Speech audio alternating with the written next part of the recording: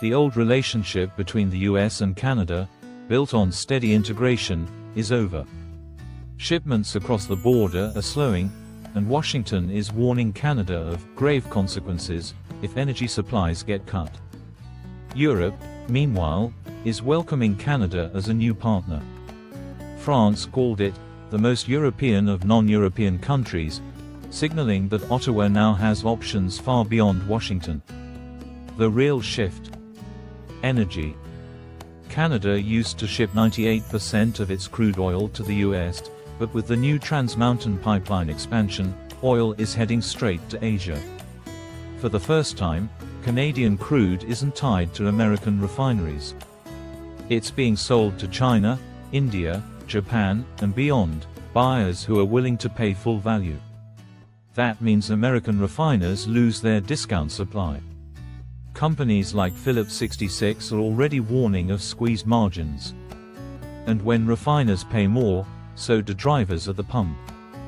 The Midwest feels it most. Nearly 3/4 of the region's refineries run on Canadian crude.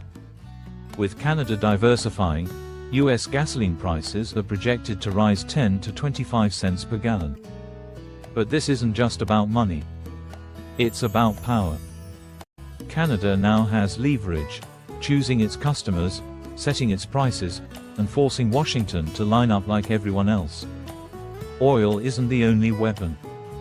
Canada supplies nearly 90% of America's potash, vital for fertilizer. It also provides over a quarter of the uranium fueling US nuclear reactors and even military submarines.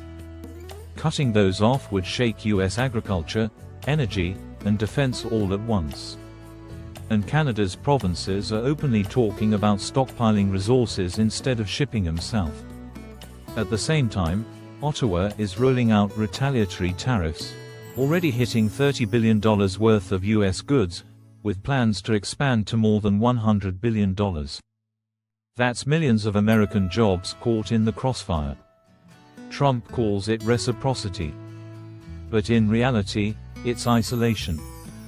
He's burning bridges with allies, while Canada is quietly building new ones across the globe.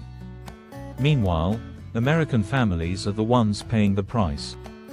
Tariffs are driving up costs of essentials like food, coffee, cheese, and clothing, sometimes doubling prices in just months. Discount stores like Aldi, once known for cheap essentials, are now charging nearly $7 for coffee that used to cost $3.50. Cheese trays have jumped from $4.50 to $10. For families on fixed budgets, that's devastating. And with new tariffs on Europe, the quality of imports is disappearing too. Parmesan cheese, olive oil, even wine, once affordable indulgences, are now luxuries many Americans can't justify.